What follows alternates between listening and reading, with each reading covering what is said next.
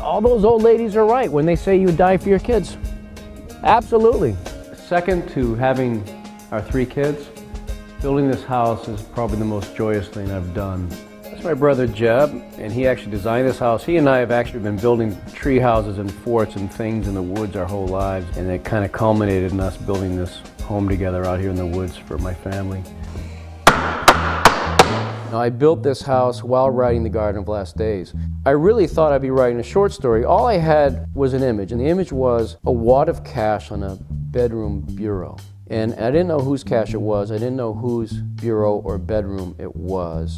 I started to write into this image. It became clear that it was the cash of one of these strippers who danced for one of these 9/11 hijackers. We all read about this after the smoke literally and figuratively was clearing from that terrible day, and I couldn't get my mind around that. So how can you be so devoted to an extremist interpretation of religion on one hand to do what you did, and on the other hand, go to strip clubs?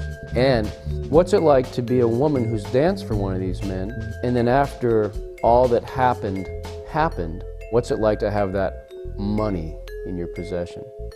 And that's what began the whole book.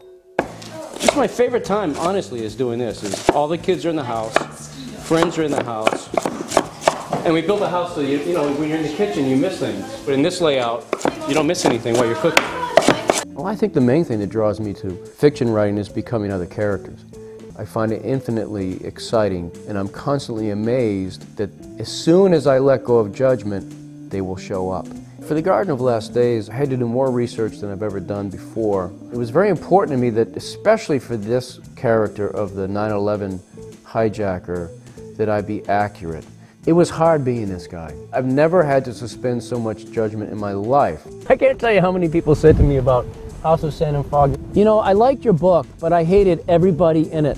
And I remember the first time I heard that, I was surprised and my feelings were a little hurt. And then I understood why. I tend to keep writing about people for whom things are going terribly wrong, and they make choices that are self-destructive, not only to themselves, but destructive to others. Hemingway had a great line. He said, "The job of the writer is not to judge, but to seek to understand."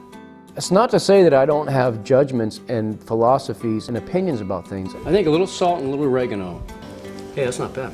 I do, but honestly, whenever I've brought them to bear in my fiction, it's killed the fiction. No.